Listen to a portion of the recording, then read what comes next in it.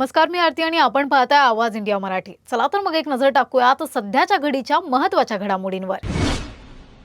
देशभरात प्रजासत्ताक दिन उत्साहात साजरा होत असताना महाराष्ट्रातील प्रत्येक जिल्ह्यात पालकमंत्र्यांच्या हस्ते ध्वजारोहण पार पडलं. मात्र नाशिकमध्ये झालेल्या ध्वजारोहण कार्यक्रमादरम्यान वाद निर्माण झाला. पालकमंत्री गिरीश महाजन यांच्या भाषणात संविधानाचे शिल्पकार डॉक्टर बाबासाहेब आंबेडकर यांचा उल्लेख न केल्याने वन विभागातील महिला पोलीस कर्मचारी माधवी जाधव यांनी तीव्र संताप व्यक्त केला. मला निलंबित करायचं असेल तर करा, पण बाबासाहेबांना संपवण्याचं काम करणार नाही, अशा शब्दांत त्यांनी आपली भूमिका मांडली. संविधानामुळेच समानता, लोकशाही आणि अधिकार मिळाले असून त्याचे शिल्पकार असलेल्या डॉक्टर आंबेडकरांचे नाव प्रजासत्ताक दिनी न घेतल्याबद्दल त्यांनी जाहीर नाराजी व्यक्त केली. माधवी जाधव यांचा हा व्हिडिओ सोशल मीडियावर मोठ्या प्रमाणात व्हायरल झाला असून यावरून राजकीय आणि सामाजिक वर्तुळात चर्चेला उधाण आलं आहे. आज प्रजासत्ताक दिनाच्या पूर्वसंध्येला पद्मश्री, पद्मभूषण आणि पद्मविभूषण पुरस्कारांची घोषणा करण्यात आली. यात महाराष्ट्राचे माजी राज्यपाल भगतसिंग कोश्यारी यांना पद्मभूषण पुरस्कार जाहीर झाला. यावर विरोधकांकडून टीका होत असून राष्ट्रवादी खासदार सुप्रिया सुळे यांनीही हात जोडत रामकृष्ण हरी अशी प्रतिक्रिया दिली. त्यांनी म्हटले की कोश्यारींच्या काही वक्तव्यांमुळे त्रासदायक आठवणी कायम राहतील. त्याचबरोबर सुप्रिया सुळे यांनी मुख्यमंत्र्यांच्या दावोस दौऱ्याबाबत म्हटले की दावोसला जाण्याबाबत हरकत नाही, पण जगातील परिस्थिती चिंतेची आहे. मागच्या करारांचे परिणाम, गुंतवणूक आणि रोजगार यावर लक्ष ठेवणे महत्त्वाचे आहे. जिल्हा परिषद निवडणुकांवर बोलताना सुप्रिया सुळे म्हणाल्या की काही ठिकाणी तुतारी, काही ठिकाणी घड्याळ चिन्हावर उमेदवार लढत आहेत. स्थानिक नेत्यांवर जबाबदारी ठेवली आहे. मुंबईतील राष्ट्रवादी काँग्रेस प्रदेश कार्यालयात राष्ट्रवादी काँग्रेसचे प्रदेशाध्यक्ष खासदार सुनील तटकरे यांच्या हस्ते प्रजासत्ताक दिनानिमित्त ध्वजवंदन करण्यात आले. या कार्यक्रमास माजी मंत्री नवाब मलिक, आमदार शिवाजीराव गर्जे, महिला प्रदेशाध्यक्ष रुपाली चाकणकर, माजी आमदार झिशान सिद्दीकी, मुंबई कार्याध्यक्ष सिद्धार्थ कांबळे, प्रदेश सरचिटणीस संजय तटकरे आणि अनेक वरिष्ठ नेते उपस्थित होते. याशिवाय अल्पसंख्याक नेते मुश्ताक अंतुले, प्रदेश प्रवक्ते सूरज चव्हाण आणि पक्षाचे मोठे प्रमाणावर पदाधिकारी आणि कार्यकर्ते हजर होते. कार्यक्रमादरम्यान संविधान मूल्ये, लोकशाही आणि राष्ट्रसेवेचा संदेश दिला गेला. पण आपल्या कोणाच्याही वक्तव्याने कोणाची मन दुखावली जाणार नाहीत. दीर्घकाळ सामाजिक ऐक्य कसं राहील हे भान प्रत्येकाने राखणं अत्यंत आवश्यक ठरतं. त्या दृष्टिकोनातच आपली वक्तव्य असावीत असं माझं ठामपणाचं मत आहे. राज्यातील शासकीय कामकाज अधिक पारदर्शक, गतिमान आणि नागरिकाभिमुख करण्यासाठी राबवण्यात आलेल्या 150 दिवसांच्या ई-गव्हर्नन्स सुधारणा कार्यक्रमात उत्कृष्ट कामगिरी करणाऱ्या कार्यालयांची यादी प्रजासत्ताक दिनी जाहीर करण्यात आली. भारतीय गुणवत्ता परिषद यांच्या मूल्यमापनानंतर राज्यातील विविध संवर्गातील सर्वोत्तम कार्यालयांची निवड करण्यात आली.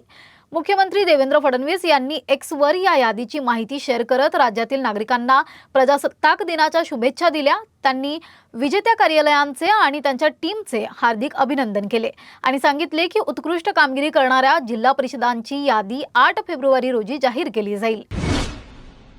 कर्तव्य पदावर सादर करण्यात आलेला महाराष्ट्राचा चित्ररथ प्रेक्षकांचे विशेष आकर्षण ठरला. या चित्ररथामधून महाराष्ट्राच्या समृद्ध सांस्कृतिक परंपरेसह गणेशोत्सवाचे भव्य आणि प्रभावी सादरीकरण करण्यात आले. मनमोहक गणपती बाप्पाच्या मूर्तीच्या माध्यमातून गणपतीची स्थापना, विसर्जन तसेच महाराष्ट्रातील प्रसिद्ध अष्टविनायक मंदिरांचे दर्शन घडवण्यात आले. महाराष्ट्राचा चित्ररथ कर्तव्य पदावर दाखल होताच केंद्रीय कॅबिनेट मंत्री पीयूष गोयल आणि केंद्रीय परिवहन मंत्री नितीन गडकरी यांनी सन्मानार्थ उभे राहून अभिवादन केले. ढोल ताशे आणि लेझिम पथकाच्या जल्लोषपूर्ण सादरीकरणामुळे प्रेक्षकांना महाराष्ट्राच्या लोककलेची आणि सांस्कृतिक समृद्धीची अनुभूती मिळाली. मुंबईसह संपूर्ण देशात आज 77वा प्रजासत्ताक दिन उत्साहात साजरा होत आहे. यावेळी मध्य रेल्वेने आपल्या उल्लेखनीय कामगिरीचा आढावा घेत रेल्वे कर्मचाऱ्यांना, त्यांच्या कुटुंबियांना आणि कोट्यवधी प्रवाशांना शुभेच्छा दिल्या आहेत. 1853 साली अवघ्या 33 किलोमीटर मार्गाने सुरू झालेली मध्य रेल्वे आज 4353 किलोमीटरच्या विस्तृत जाळ्यात पसरली आहे. मुंबई उपनगरीय रेल्वेमार्फत दररोज 9820 फेऱ्यांतून 40 लाखांहून अधिक प्रवाशांना सेवा दिली जाते. हार्बर मार्गावरील 14 गाड्यांचे वातानुकूलित सेवांमध्ये रूपांतर करण्यात आल्याने एकूण एसी लोकल सेवा 94 वर पोहोचल्या आहेत. सुरक्षेला सर्वोच्च प्राधान्य देत कवच प्रणालीसह आधुनिक सिग्नलिंग आणि पायाभूत सुविधांवर भर दिला जात आहे. नवीन रेल्वे मार्ग, स्थानके, पूल, उड्डाणपूल आणि अंडर ब्रिजमुळे प्रवासी सुरक्षितता आणि सोयींमध्ये मोठी वाढ झाली आहे. यावर्षी मध्य रेल्वेने 1227 दशलक्ष प्रवाशांना सेवा देत विक्रमी कामगिरी नोंदवली आहे. तसेच ऊर्जा बचत, सौर ऊर्जा प्रकल्प, डिजिटल तिकीट प्रणाली आणि महिला सुरक्षेसाठी विशेष उपाययोजना राबविण्यात आल्या आहेत. गणतंत्र दिवस के शुभ अवसर पर मध्य रेल की ओर से सभी रेल कर्मचारियों को, सभी यात्रियों को, सभी यात्री संगठनों को, पूरे देशवासियों को बहुत बहुत अभिनंदन करता हूँ और बधाई देता हूँ। मध्य रेल की यह वर्ष बहुत उपलब्धियों का वर्ष रहा है। हमारे यहाँ 70वें जो अति विशिष्ट रेल सेवा पुरस्कार का आयोजन किया गया था नई दिल्ली में 9 जनवरी को, जिसमें माननीय रेल मंत्री द्वारा मध्य रेल उल्लेखनीय उपलब्धियों को देखते हुए 5 दक्षता शील्ड हमें प्राप्त हुई। साथ ही हमारे 5 अधिकारी और कर्मचारियों को इंडिविजुअल अवार्ड से भी सम्मानित किया गया। इसके अतिरिक्त अभी एक बहुत बृहद योजना रेलवे द्वारा तैयार की जा रही है, जिसमें यात्रियों की सुविधाओं के लिए एडिशनल ट्रेन के लिए एडिशनल टर्मिनल बनाए जा रहे हैं, लॉन्ग डिस्टेंस ट्रेन के लिए और समर्पण सर्विसेज को भी ऑगमेंट किया जा रहा है। मुझे आपसे साझा करते हुए खुशी है कि आज 26 जनवरी से मध्य रेल पर 14 additional air condition train services भी शुरू की गई हैं, जिसके माध्यम से यात्रियों की सुविधा होगी और सेफ्टी के साथ अपनी जर्नी पूरी कर सकेंगे। मुंबई अग्निशमन दलाच्या गौरवशाली इतिहासातील एक अत्यंत महत्त्वाचा अध्याय आज पुन्हा एकदा उजळून निघाला आहे. सन 1937 मध्ये निर्मित आणि 1944 साली मुंबई डॉक परिसरातील भीषण आगीत निर्णायक भूमिका बजावलेल्या ऐतिहासिक अग्निशमन वाहनाचे पुनर्जतन यशस्वीरित्या पूर्ण झाले आहे. प्रजासत्ताक दिनाच्या पार्श्वभूमीवर महाराष्ट्राचे मुख्यमंत्री देवेंद्र फडणवीस यांच्या हस्ते या ऐतिहासिक वाहनाचे औपचारिक अनावरण करण्यात आले. या उपक्रमासाठी उद्योगपती गौतम सिंघानिया यांनी दिलेले योगदान विशेष उल्लेखनीय ठरले आहे. मुंबईच्या सेवा भावना, शौर्य आणि परंपरेचा अमूल्य वारसा जतन करत तो पुढील पिढ्यांसाठी जिवंत ठेवण्याचा हा प्रयत्न ऐतिहासिक दृष्ट्या महत्त्वाचा मानला जात आहे. टर्न टेबल सीढ़ी को आज फिर से रिलॉन्च किया गया है, आपकी अहम भूमिका रही है, क्या कहेंगे? ये बहुत बड़ी पुरानी गाड़ी है, 1937 की गाड़ी है और एक ये पुरानी जीवन को वापस जीवन पे ला रहे हैं, इसका कुछ महत्वपूर्ण है। आज इतनी सुंदर बनी है, भारत में लोग आकर के देखेंगे, ये हमारी हिस्ट्री और लेगेसी है। सर इसका कितना फायदा हो सकता है पुराने व्हीकल्स और देखिए, एक पुरानी जिंदगी को वापस आने, इसकी सुंदरता जो है, जो इसकी हिस्ट्री है, 1944 में कार्गो शिप थी यहाँ पे जिसमें बड़ी आग लगी थी, ये यूज की थी, यही फायर इंजन यूज की थी उस आग को बुझाने के लिए। तो ये पुरानी हिस्टोरिकल साइट है, जैसे कि आपका विक्टोरिया टर्मिनस है, जैसे बिल्डिंग है, ये जिस तरह का, जिस सुंदरता से जो वो जमाने में बनाई गई थी, उसको एक बार रिस्टोर करके अपनी हिस्ट्री और लेगेसी को रिस्टोर करने का मजा आ रहा है। सब पूरी दुनिया में सिर्फ 2 गाड़ियां हैं, एक लंदन में है और एक मुंबई में है, तो मुंबई के लिए ये कितनी बड़ी गौरव की बात है। ये अच्छी चीज है, जिसमें भूषण जी ने कहा है, इसको डिस्प्ले करेंगे, लोगों को देखने को मिलेगा। हम लोग ने पूरी मेहनत करके सुपर कार क्लब गैराज में इसकी पूरी रेस्टोरेशन की है। आज हम बहुत पुरानी गाड़ियों की रेस्टोरेशन करते हैं, उससे पुरानी जीवन एक नई जीवन ले ली।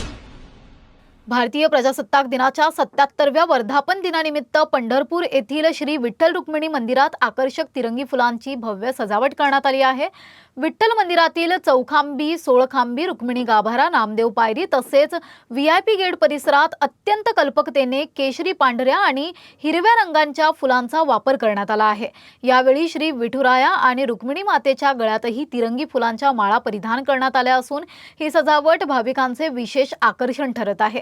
प्रजासत्ताक दिनानिमित्त मंदिर समितीने भाविकांसाठी ही एक अनोखी भेट दिली असल्याची भावना व्यक्त होत आहे. देशभरात प्रजासत्ताक दिनाचे औचित्य साधून विविध कार्यक्रमांचे आयोजन करण्यात येत असताना अनेक मोठी मंदिरे आणि धार्मिक स्थळे सजली आहेत. त्याच पार्श्वभूमीवर पंढरपूरचे विठ्ठल मंदिरही देशभक्तीच्या रंगात न्हाऊन निघाले आहे. सलग सुट्ट्यांमुळे पंढरपुरात भाविकांची मोठी गर्दी होत असून त्यानुसार मंदिर प्रशासनाने आवश्यक ती तयारी केली आहे. अमेरिकेतील साई भक्त श्रीमती अंकिता राजेंद्र पटेल शिर्डीत येऊन साई चरणी भक्तिभावाने नतमस्तक झाल्या। 3 दिवसांच्या वीकेंडच्या निमित्ताने शिर्डीत भाविकांची संख्या लक्षणीयरित्या वाढली आहे आणि देश-विदेशातील साई भक्त साईबाबांच्या चरणी श्रद्धाभावाने नतमस्तक होत आहेत। याच दरम्यान अंकिता पटेल यांनी साईंच्या चरणी चक्क 700 ग्रॅम वजनाचा सुवर्ण मुकुट अर्पण केला। साईबाबा संस्थानचे मुख्य कार्यकारी अधिकारी शगोरक्षक गाडीलकर यांच्याकडे सुपूर्द करण्यात आलेल्या या मुकुटाची किंमत सुमारे 1,38,38,000 रुपये आहे। साईबाबांच्या चरणी हा मुकुट अर्पण करताना अंकिताने सांगितले, मी लहानपणापासून साईबाबांची भक्त आहे। मुकुट अर्पण करण्याची ही माझी वर्षांपूर्वींची इच्छा होती। अमेरिकेतून मी पती आणि मुलांसोबत इथे आले असून त्यांचे आशीर्वाद नेहमी पाठीशी राहोत अशी मनातील इच्छा अंकिता यांनी व्यक्त केली। सातारा जिल्ह्यात अवघ्या काही दिवसांत दुसऱ्यांदा मोठ्या प्रमाणात अंमली पदार्थांचा साठा सापडल्याने खळबळ उडाली आहे। कराड तालुक्यातील पाचू पुतेवाडी येथील एका पोल्ट्री शेडमध्ये पुणे विभागाच्या महसूल गुप्तचर संचालनालयाने छापा टाकून सुमारे 55 कोटी रुपये किमतीचे MD ड्रग्ज जप्त केले। संशयितांना ताब्यात घेऊन संबंधित पोल्ट्री शेड सील करण्यात आले आहे। या प्रकरणावरून काँग्रेस प्रदेशाध्यक्ष हर्षवर्धन सपकाळ यांनी राज्य सरकारवर गंभीर आरोप केले आहेत। पहिल्या ड्रग्ज प्रकरणात योग्य कारवाई झाली असती तर दुसऱ्यांदा असा साठा सापडला नसता असा दावा त्यांनी केला आहे। तसेच उपमुख्यमंत्री एकनाथ शिंदे आणि मुख्यमंत्री देवेंद्र फडणवीस यांच्यावर त्यांनी अप्रत्यक्ष आरोप करत ड्रग्ज नेटवर्कला राजकीय संरक्षण मिळत असल्याचा आरोप केला।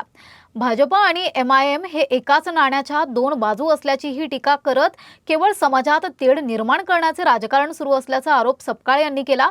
बहुजन समाजाला ड्रग्जच्या गर्तेत लोटले जात असल्याचा गंभीर दावा करत त्यांनी सरकारच्या भूमिकेवर प्रश्नचिन्ह उपस्थित केले आहेत। देशभरात 77वा प्रजासत्ताक दिन मोठ्या उत्साहात साजरा केला जात असताना मुंबईतील एकसर बोरीवली परिसरात 8,000 ऑटो रिक्षा चालक मालक रिक्षा युनियनच्या वतीने प्रजासत्ताक दिन उत्साहात साजरा करण्यात आला। या कार्यक्रमात हिंदू मुस्लिम तसेच सर्व जाती धर्मांतील नागरिक एकत्र आले होते। समाजात एकोपा बंधुता आणि राष्ट्रीय एकतेचा संदेश देण्याचा सामाजिक उपक्रम युनियनच्या वतीने राबवण्यात आला। या प्रसंगी पोलीस अधिकारी, सामाजिक कार्यकर्ते तसेच अनेक मान्यवर उपस्थित होते। ऑटो रिक्षा चालक मालकांनी दिलेला हा हिंदू मुस्लिम एकतेचा संदेश सर्वांसाठीच प्रेरणादायी ठरला। सध्या या बातमीपत्रात एवढंच। पुढील घडामोडींसाठी बघत रहा आवाज इंडिया मराठी।